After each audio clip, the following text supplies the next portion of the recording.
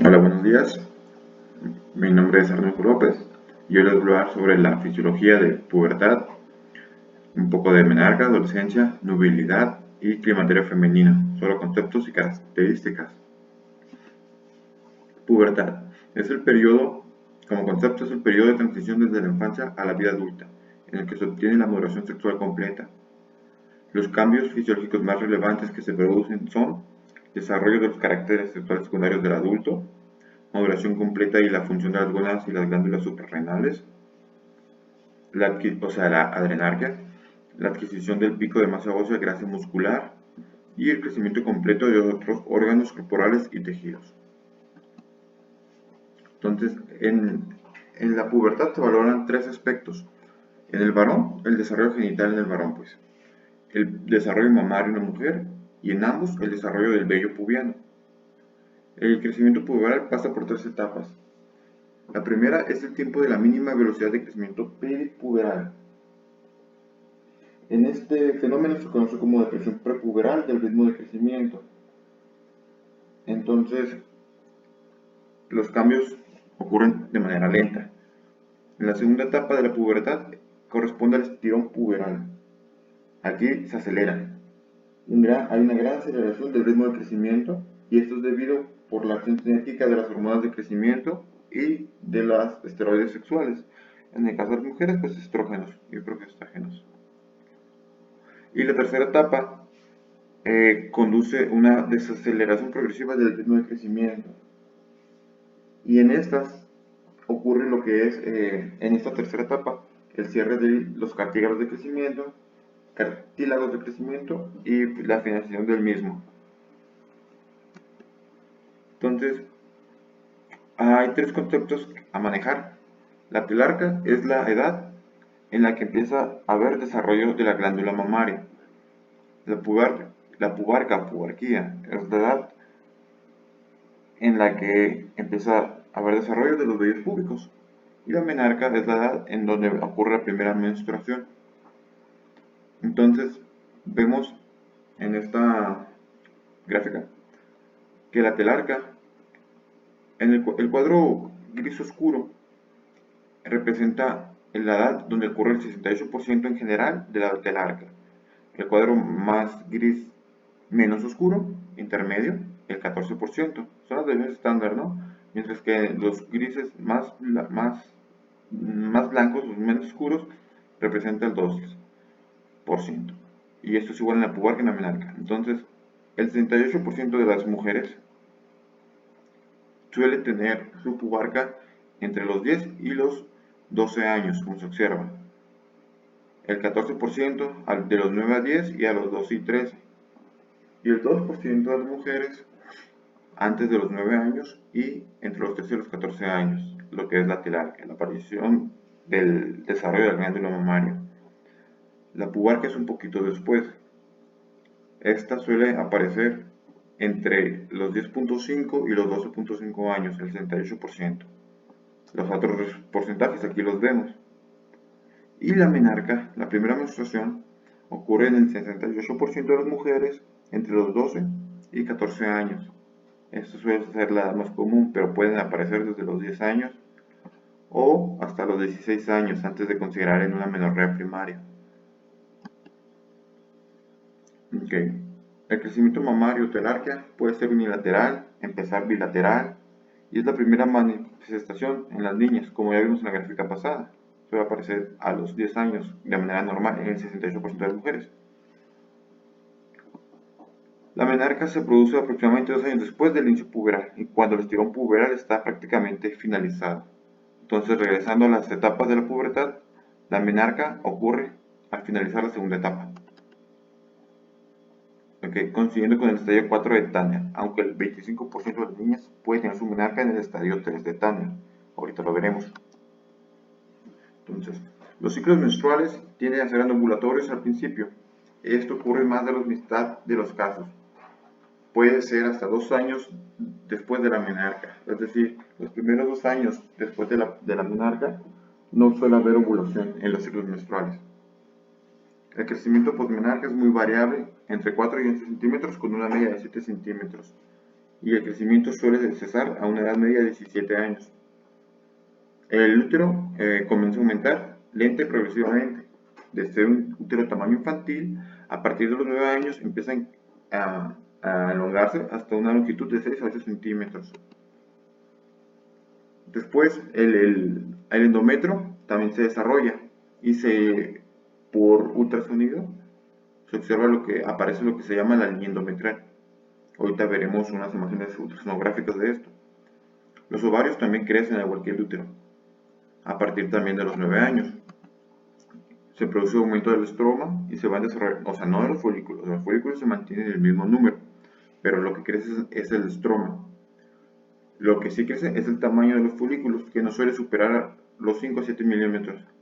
Entonces su tamaño final del ovario sería en longitud de 2 a 2.5, en anchura de 1.5 a 3 centímetros, en espesor de 0.6 a 1.5 centímetros y un volumen final de 5 a 6 mililitros.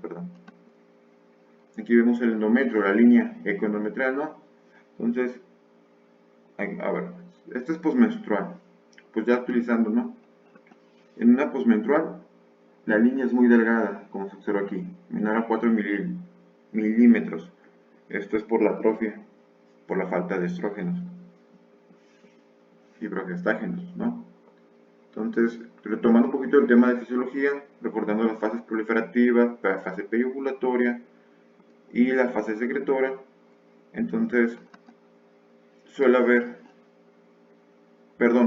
esto me refiero a postmenstrual, cuando hay descamación, entonces el endometrio pues se descama y queda muy pequeño, un grosor de menos de 4 milímetros, no postmenopáusico, postmenstrual. Ok, entonces en la fase proliferativa empieza a aumentar de tamaño la línea endometrial hasta de 4 a 8 milímetros. La fase preovulatoria se encuentran las tres líneas, como se observa aquí, la triple línea, interfaz hipercoica entre endometrial y endometrio miometrial. En la fase secretora, el endometrio, pues cuando hay en esta fase, crece mucho preparándose para la implantación, si es que, pero si la hay, ¿no? Pero igual siempre se prepara en cada ciclo menstrual. Entonces el endometrio está muy hipercoico, tiene un grosor máximo de 7 a 14 milímetros. Y en la fase posmenopáusica, en una paciente posmenopáusica, su línea endometrial mide menos de 8 o menos de 10 milímetros, si tiene terapia hormonal sustitutiva. Y ya puede ser atrofiado y llegar a medir menos de 5 milímetros, casi como si fuera un endometrio postmenstrual. La escala de Tanner, que les comenté hace rato, esta pues puse la de niños, ¿no? Son 5 estadios del 1 al 5. El estadio 1 se presenta un pecho infantil y no hay vello púbico. El primer, ¿cómo se dice? El primer aspecto de desarrollo mamario es el botón mamario y ocurre en el estadio 2 de Tanner. Empieza el botón mamario, el vello púbico es escaso, ya aparece, pero es muy escaso, no es rizado, en labios mayores. En el estadio 3 aumenta el volumen de la mama y se eleva el pecho, lo que es la areola, sobresale de la piel. El vello empieza a rizarse, empieza a ganar más volumen, ser más vasto pues, y más oscuro. Estadio 4, la areola, pues la mama sigue creciendo, la areola y el pezón se sobrelevan sobre la mama y el vello púbico es tipo adulto. Mientras que en el estadio 5 ya son mamas de adulto, las areolas no tienen un relieve sobre la piel de la mama y el vello púbico inclusive aparece en los muslos, en la zona medial de los muslos. No se observa aquí en la imagen, pero pues habría vello púbico grueso reflejado en la zona medial de los muslos. Cambios endocrinológicos durante la pubertad. Ok, ¿qué hace que una mujer empiece a tener cambios en la pubertad? Esto igual es por el hombre, también ocurre en el hombre, ¿no? Pero enfocándonos en la mujer, es que se empieza a activar el eje hipotálamo hipofisario gonadal. El origen de esta activación, antes se creía que ocurre en el hipotálamo, un cambio intrínseco en estas neuronas. Sin embargo, se ha visto que es más que nada porque de manera central, en el de corteza central pues, del cerebro, empieza a activarse por genética, por el medio ambiente, psicológicamente. Entonces, este empieza a mandar impulsos nerviosos al hipotálamo para que a nivel de la eminencia media empiece a secretar la GNRH, el órgano liberador de gonadotrofinas. Esta viaja por el tallo hipofisiario a la hipófisis para estimular al gonadotropo. Recordando, este estímulo tiene que ser de manera en picos, no de manera constante, porque si es constante se inactiva, hay un feedback negativo y no hay la gonadotropo no secretaría lo que es la LH y la FSH. Entonces, la GNRH se secreta en pulsos desde el hipotálamo. Actúa a nivel del gonadotropo en la adenohipófisis y esta secreta LH y FSH que viajan de manera por el torrente sanguíneo y actúan a nivel de varios lugares. Por ejemplo, en el útero, pero principalmente en el ovario. La LH y la FSH a nivel de las células de la granulosa de la teca. Muy bien, estas empiezan a secretar, como vimos en la clase pasada, tanto estrógenos como progestágenos. Y bueno, a nivel del día 14 que ocurre el pico de lo que es de LH, es cuando ocurre la ovulación. Lo que es, bueno, aquí ya estaré explicando la clase pasada, pero ya vimos que los estrógenos empiezan a nivel de endometrio, lo que es la fase proliferativa, y al día 14 ocurre lo que es el pico de LH, y que esto ocurre la ovulación. Al no haber fecundación, empieza lo que es el ciclo secretor, perdón, no hay fecundación y hay descamación por ausencia de estrógenos. Muy bien, y progestágenos porque se cura por Vicans. De igual manera, los estrógenos, las esteroides sexuales, estrógenos progestágenos actúan a un sinfín de lugares. En la piel, empieza con la pubarca, muy bien. Igual, o sea, antes de que pase esto, también hay adrenarca, o sea, se activan las glándulas suprarrenales y empieza también ellas mismas a producir esteroides sexuales, no nomás por el ovario. Y esto pues hace que incremente el tamaño de los senos, la piel se vuelva tersa, cambios a nivel del pensamiento en la mujer, porque también ahí actúan, entre otros. Pues aquí es como pues otro esquema, ¿no? Hipotálamo nuclear 4 secreta la hormona liberadora de gonadotrofinas en pulsos, nunca de manera continua, tiene que ser en pulsos. De igual manera, y esto hace que se empiece a secretar la LH. Un poquito de lo que hablamos. La FSH estimula los folículos y la secreción de estradiol. La LH estimula las células de la teca para producir andrógenos, testosterona, androstenediona y dehidroepiandrostenediona, que como recordando, la aromatasa las convierte en estrógenos. Okay. También hay otras hormonas en juego, no nomás lo que son los esteroides sexuales. Se empieza a elevar lo que es la hormona de crecimiento. Recuerdo un poquito de fisiología, la hormona de crecimiento sí actúa por sí sola a nivel sistémico, pero más que nada actúa a nivel del hígado para que éste empiece a producir de acá abajo, factor de crecimiento semejante a la insulina número 1, que viene siendo la somatomedina. Y la somatomedina es la que actúa a nivel de todos los tejidos periféricos para su maduración, su desarrollo, su crecimiento.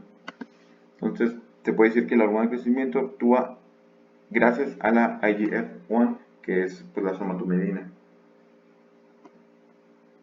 Entonces, el incremento de lo que es la hormona de crecimiento se debe al menos en parte a la acción estimuladora de los esteroides gonadales, que aumentan durante la pubertad, que ya vimos ahorita.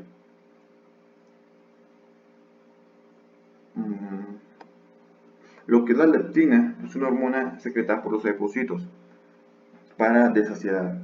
En las mujeres que tienen mayor porcentaje de grasa, hay mayor cantidad de leptina. Comparando con el hombre, Es muy importante esta hormona para lo que es la composición y la forma, pues la silueta de la mujer respecto al del hombre. Igual la lectina induce la secreción de hormonas liberadoras de gonadotrofinas y gonadotrofinas a través de un mecanismo indirecto, neuronal, actúa a nivel neuronal también. La inhibina en las mujeres son dos, la inhibina A y la B. ¿Okay? Entonces, estas incrementan significativamente con el aumento del tamaño mamario en los estadios del 1 al 4 y se correlaciona positivamente con las concentraciones de FSH y estradiol. O sea, cuando aumentan estas, aumenta la inhibina. Cambios en la composición corporal. Los cambios más importantes en la composición corporal, incluyendo alteraciones de las proporciones relativas de agua, músculo, hueso y grasa corporal, acontecen durante la pubertad. Esto es bajo la influencia de esteroides glandulares y la GH se produce un incremento en el contenido mineral óseo y en la masa muscular, y el depósito de grasa alcanza el momento de máxima expresión en su dimorfismo sexual. Tanto hombres como mujeres crecen en general contenido en mineral óseo, pues en los calcios, en los huesos, el músculo crece y el depósito de grasa también aumenta. Sin embargo, en el caso de las mujeres que no presentan testosterona tanto como los hombres, el crecimiento muscular después es menor que estos, mientras que en la grasa es mayor en esas que en los hombres. Entonces los cambios en la distribución de la grasa corporal son los que generan el patrón característico de androide y ginecoide. En las niñas la masa grasa, es aproximadamente 3 veces mayor en el estadio 5 de Tanner que en el estadio 1. ¿Okay? Hay mucha más grasa en una mujer ya desarrollada que cuando no lo está. La masa ósea de un sujeto se incrementa con la edad, el peso y la talla. Durante los 3 primeros años de vida se adquiere el 35% del contenido mineral óseo. Desde los 4 años al inicio de la pubertad, el 20%. Mientras que ya en la pubertad y adolescencia, el incremento mineral óseo incrementa de manera mucho, en un 45%. Patologías en la pubertad. Una de ellas es la pubertad precoz, que se define como la aparición de las características secundarias sexuales antes de los 6 años en niñas afroamericanas y antes de los 7 años en niñas de raza caucásica, ¿ok? O mexicanas también. La diferencia de las edades es porque en las afroamericanas suelen tener un índice de masa corporal mayor y entre más mayor el índice de masa corporal, entre más grasa, mayor conversión de periférico ¿cómo se dice? Por los depósitos gracias a una tasa de testosterona a lo que viene siendo estrógenos. Y esto pues va a causar también una pubertad precoz menor que en las que tienen un índice de masa corporal menor. Por ejemplo, en las asiáticas, una pubertad precoz puede ser desde antes de los 9. Ok, está causada por una producción de hormonas sexuales dependiente de GnRH o independiente de GnRH. ¿A qué me refiero? Que aquí hay subdivisión. La pubertad precoz puede ser central y periférica. Central, cuando a nivel del hipotálamo hay una secreción exagerada, aumentada, o mejor dicho, cuando la secreción de hormona liberadora de gonadotrofinas a nivel del hipotálamo pues se activa antes de tiempo, como ya dijimos acá, las edades. Mientras que en la periférica no hay activación del hipotálamo, o muy poco. Simplemente a nivel periférico, a nivel ovárico, empieza a haber secreción de estrógenos y progestágenos, pues antes de tiempo. Entonces, la periférica no depende de lo que es la GnRH, la central sí. Entonces, causas de una pubertad precoz central dependiente de GnRH. La más frecuente, idiopática, no se sabe. Puede haber tumores intracraniales también en menores de 8 años, infecciones, meningitis, encefalitis, traumatismos y así como malformaciones. Mientras que una pubertad precoz periférica, es decir, el ovario se activa por sí mismo sin necesidad de estímulo de la GnRH, pues puede ser tumores ováricos, productores de estrógenos, quistes ováricos funcionales y aporte exógeno de estrógenos. Y también, perdón, por las alteraciones suprarrenales, como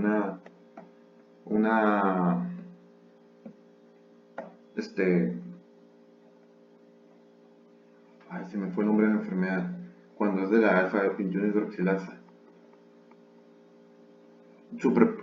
hiperplasia suprarrenal congénita, ya.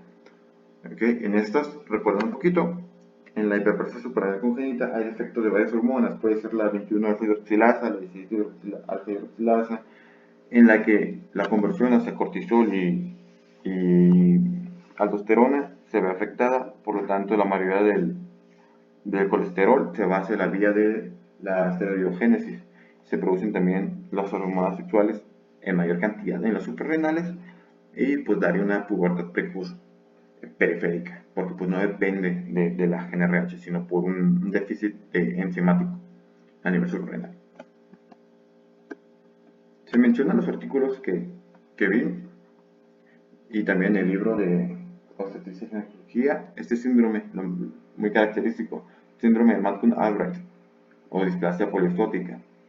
Este es un síndrome genético en el que lo primero que aparece es la pubertad precoz. ¿Ok? Y si aparte de pubertad precoz, los pacientes presentan manchas de café con leche, como se observan en las imágenes, y fracturas óseas múltiples, pues hay que pensar en este síndrome y referir lo que viene siendo pues, genética. Otras alteraciones es la telarquía prematura. Aparición del desarrollo mamario en niñas antes de los 8 años de edad, sin ningún otro signo de maduración sexual. No tiene que haber pubarca, no tiene que haber axilarquia, simplemente telarquia, es decir, desarrollo mamario. Tampoco debe haber menarca, ¿no? Como se ve en la imagen. Entonces, una incidencia de 20 en 100,000 pacientes por año. Y el 60% de los casos ocurre antes de los 2 años de edad. El 30% de las pacientes que tienen telarquía prematura regresan de manera espontánea. 10% sigue creciendo. Y en el 30% restante el desarrollo mamario no varía. O sea, crece, pero ahí se queda. Tratamiento. Prácticamente no hay tratamiento. Hay que tranquilizar a los padres que es una patología benigna y que se autolimita.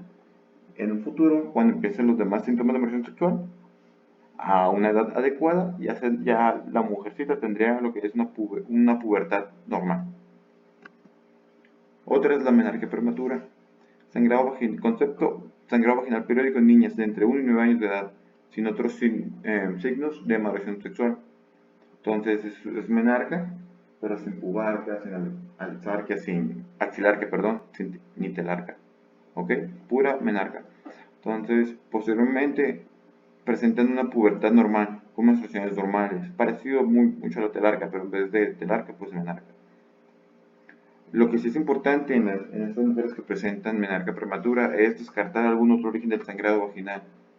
¿Ok? Esto es por activación. Su etiología de la menarca prematura y tanto de lo otro es activación parcial del eje hipotálamo hipofisiario gonadal.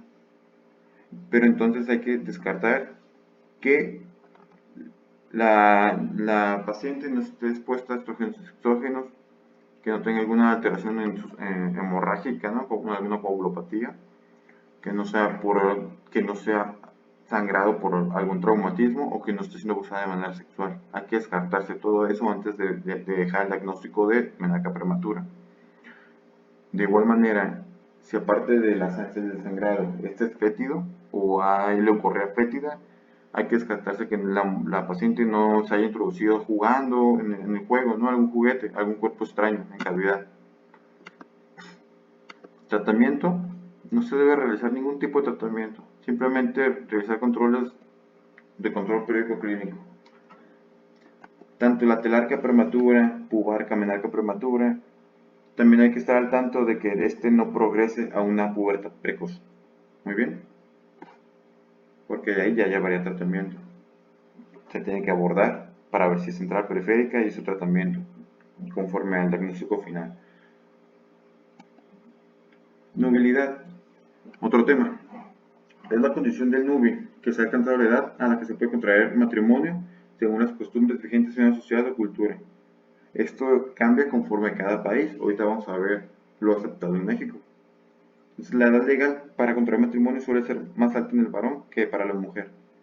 Y las cifras generalmente se establecen entre los 12 y los 18 años, aunque las hay incluso más altas y más bajas, dependiendo del país, ¿no? Esto yo es lo que encontré por el tema de movilidad. Realmente yo pensé que iba a ser algo como orgánico, pero es lo que hay en internet. La novedad en México, la Ley General de los Derechos de Niños y Niñas y Adolescentes de 2014 establece los 18 como la edad mínima para contraer matrimonio con carácter general, pero permite que las mujeres desde los 14 y los hombres desde los 16 se puedan casar siempre y cuando haya consentimiento por los padres. Muy bien. Adolescencia. La adolescencia es una etapa entre la niñez y la etapa adulta, que cronológicamente se inicia por los cambios puberales y que se caracteriza por profundas transformaciones biológicas, psicológicas y sociales, que generan crisis, conflictos y contradicciones en los pacientes. Entonces, no nomás la adolescencia no es un proceso de adaptación orgánico, pues físico, cambios corporales, como lo ya vimos, sino también una fase de cambio a nivel psicológico y social. Es difícil establecer los límites cronológicos para este periodo, pero la OMS dice que la adolescencia es una etapa que transcurre de los 10 a los 19 años y se considera dos fases: la adolescencia temprana de 10 a 14 años y la tardía de 15 a 19 años. Esto está por la OMS. Sin embargo, yo encontré que la adolescencia se puede dividir en tres: adolescencia temprana de los 11 a 13 años, adolescencia media de 14 a 17 años y adolescencia tardía de 17 a 21 años. En cada etapa de la adolescencia, pues se caracteriza por situaciones diferentes, ¿no? Empezando por la temprana, que es de los 11 a 13 años. En esta la temprana es básicamente lo que ya vimos de la pubertad, de 11 a 13 años, en los desarrollos que ya vimos de la pubertad. Mientras que la media es de los 14 a 13, 17 años. En esta, el crecimiento y la maduración sexual prácticamente han finalizado, adquiriendo alrededor del 95% de la talla adulta y siendo los cambios mucho más lentos. Puede en la adolescencia media abarcar todavía lo que es la pubertad, la fase 3 de desaceleración. ¿Ok? En la adolescencia media, las mujeres ya están en un TANER 4, TANER 5. La capacidad cognitiva, siendo capaz de utilizar el pensamiento abstracto, ya son capaces de percibir las implicaciones futuras de sus actos. Los adolescentes en la adolescencia media tienen una sensación de impotencia y piensan que no les va a pasar nada. Esto es peligroso porque esto conlleva de tener esta sensación a presentar actitudes de riesgo y a mortalidad. Una cosa muy frecuente de muerte, ¿no? En los adolescentes pues es traumatismos, intoxicaciones. Entonces, también en esta etapa de la adolescencia media, los adolescentes quieren pertenecer a un grupo social. No importa, prefieren estar en un grupo social de alto riesgo, marginado, que estar solos. Y les importa mucho ¿qué más?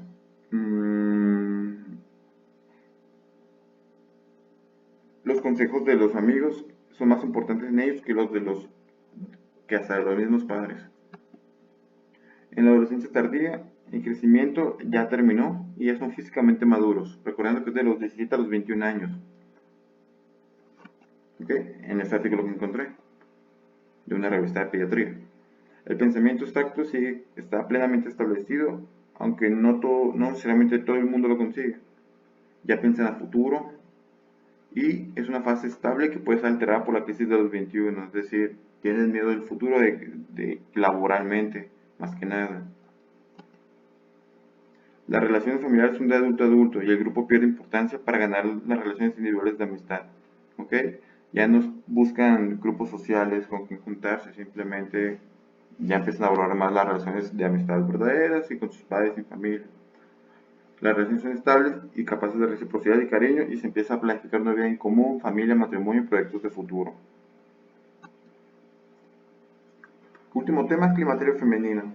Conceptos y características. Hay que definir cada concepto.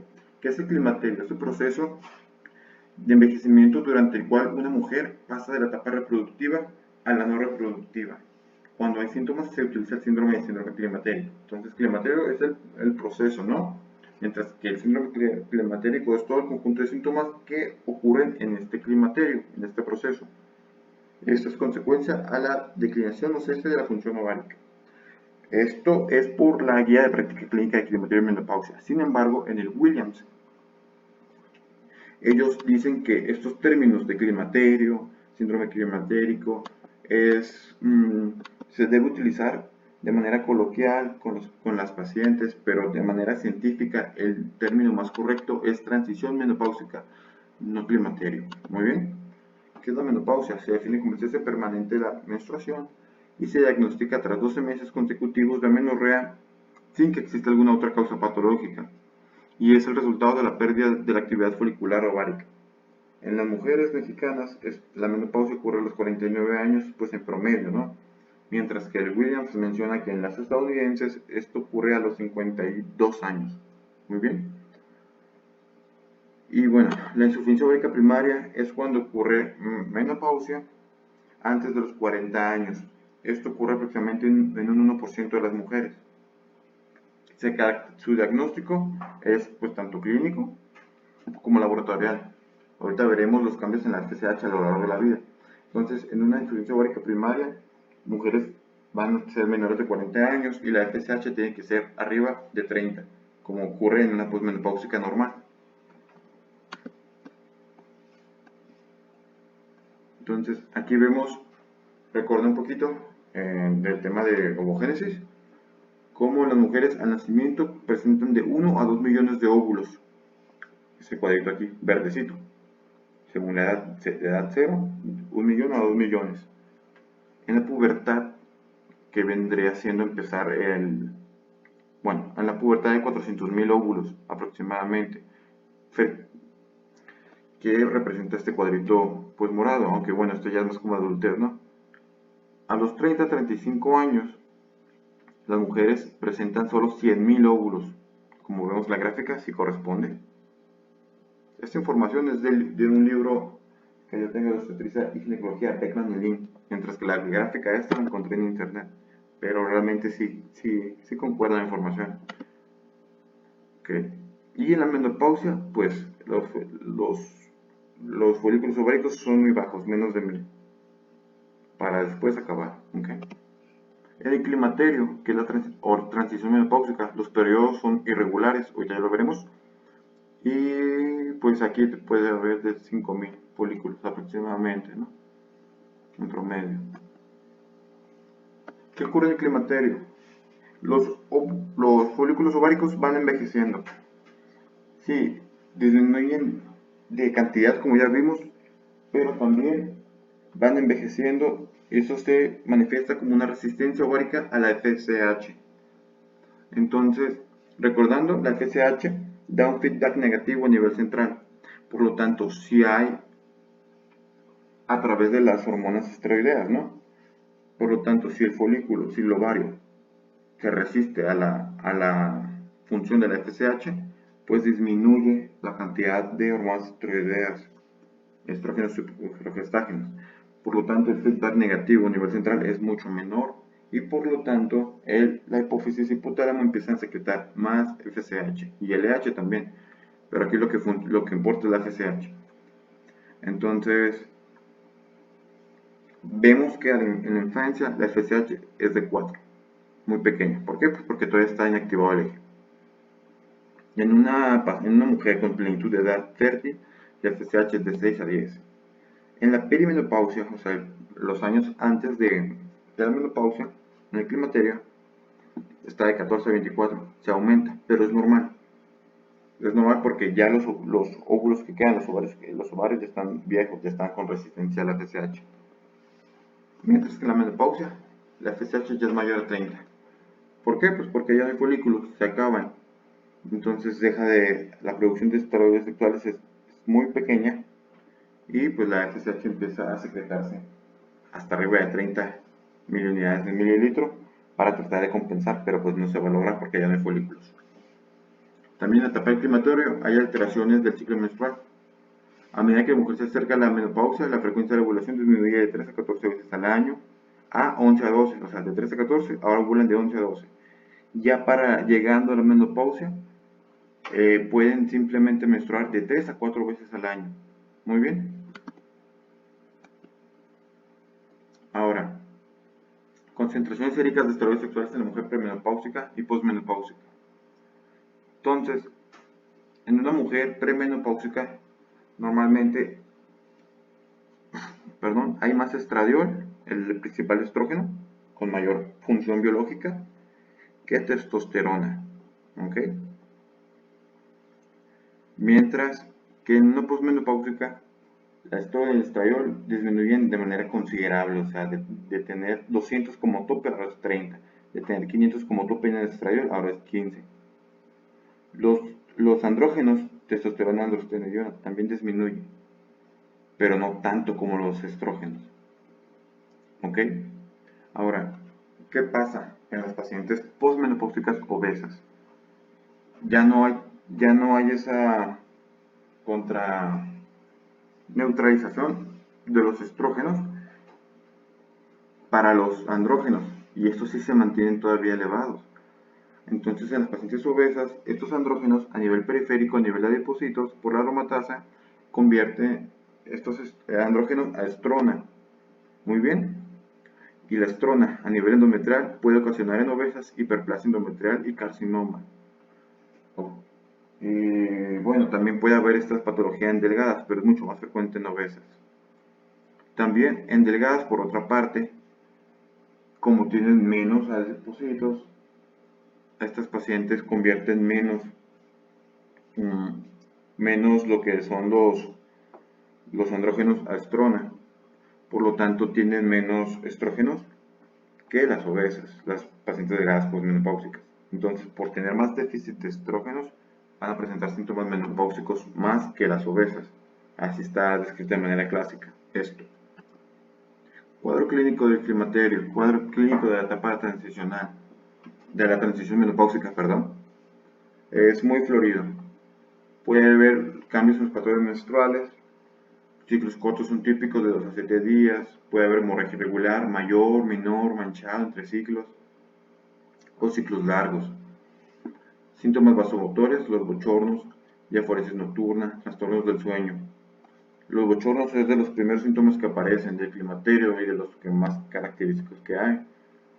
Son episodios de 90 segundos como máximo, donde se eleva la temperatura corporal y las mujeres se manifiestan con rubor, más que nada en cara y en tórax anterior. Después, desde los 90 segundos, pues se quita lo que es el bochorno y las mujeres pueden sentir ahora frío. También hay trastornos psicológicos y mentales, síndrome premenstrual acentuado, depresión, irritabilidad, cambios emocionales, falta de concentración o memoria deficiente. A nivel genital hay disfunción sexual. ¿Por qué? Porque la atrofia, por falta de estímulo estrogénico, se va atrofiando el epitelio vaginal y esto puede haber resequedad en la misma. También por déficit ya de estrógenos puede haber disminución de la libido y dispareunia. Síntomas somáticos: cefalea, mareos, palpitaciones, dolor de crecimiento mamario, atracgia y lumbalgias. Otros tipos de síntomas: incontinencia urinaria, piel seca y pruriginosa y aumento de peso. Etapas de envejecimiento de la edad reproductiva. ¿Okay? En inglés, STRA, que la W Workshop es el informe de las etapas de envejecimiento reproductivas. Entonces, esta clasificación pues clasifica, perdón, valga la redundancia, lo que viene siendo las etapas del envejecimiento reproductivo. Es muy importante para clasificar a nuestra paciente. Entonces va de -5 más 2. Y fase -5, fase -4, -3, etcétera, hasta +2. ¿Cuál es el punto de corte? La menopausia, la fecha de última menstruación. Y eso se denomina la fase 0. Muy bien. Entonces, hacia atrás vas a -5, hacia adelante +2. Entonces, en una etapa -5 es cuando los pacientes están en edad fértil reproductora de manera incipiente, va empezando la pubertad y adolescencia temprana media, ¿no? Duración de la fase, variable.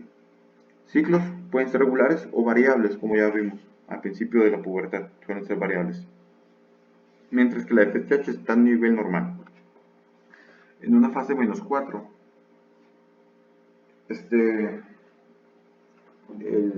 es cuando una mujer está en su etapa fértil plena, ¿ok? Fase máxima de reproducción. Duración de esta fase es variable mujer a mujer, sus ciclos son regulares y la FSH también está normal. En la etapa -3 sigue siendo una etapa reproductiva, no está en la transición menopáusica o climaterio todavía. Sin embargo, aquí, a diferencia de la -4, en la fase -3 ya empieza a ocurrir la elevación de la FSH. Muy bien. En el climaterio, transición menopáusica, son las fases -2 y -1. El climaterio se divide en incipiente y tardío. Entonces, el -2 es cuando va empezando la transición menopáusica. O perimenopausia o climaterio es lo mismo, ¿no? Aquí puede empezar o no lo que es el síndrome climatérico, o sea, los síntomas que ya vimos previamente en la diapositiva de esto. Entonces, la fase -2 comprende el principio de la transición menopáusica y aquí la FSH ya está elevada. Ya vimos los rangos en la diapositiva pasada, pero ya está elevada la FSH. Puede estar en 20, 24, pero no va a estar arriba de 30, como una posmenopáusica. ¿Ok? En la fase -1, pues avanzan los años, empieza la fase -1 y puede haber ya omisión de ciclos, de 2 o más ciclos. Y puede haber amenorrea hasta mayor a 60 días. Ya empieza a haber ciclos irregulares, como ya mencioné en la diapositiva pasada. ¿Por qué? Porque los folículos ya están viejos y disminuidos en cantidad. La FSH sigue aumentando. La etapa 0 es cuando ya ocurre la última menstruación, de manera que sigue la etapa +1. La etapa +1 se divide en A y B. A es el año posterior a la menopausia, el primer año en el que estás haciendo el diagnóstico, se puede decir. Muy bien. Mientras que en la que ocurre la amenorrea por 2 meses, ajá. En la 1B son los 4 años siguientes, o sea, la fase 1 abarca los primeros 5 años de la posmenopausia. Mientras que la etapa 2 más 2 es los 5 años siguientes, desde los 5 años de la posmenopausia, pues hasta la muerte. La FSH ya va a estar en niveles arriba de 30.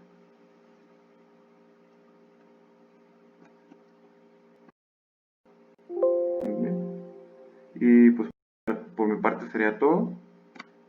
Climaterio en esta exposición es pues conceptos y características. Supongo que ya veremos climaterio en alguna otra clase de ginecología, donde veremos el abordaje, el diagnóstico y el tratamiento con terapia hormonal sustitutiva, pues etcétera. Muchas gracias.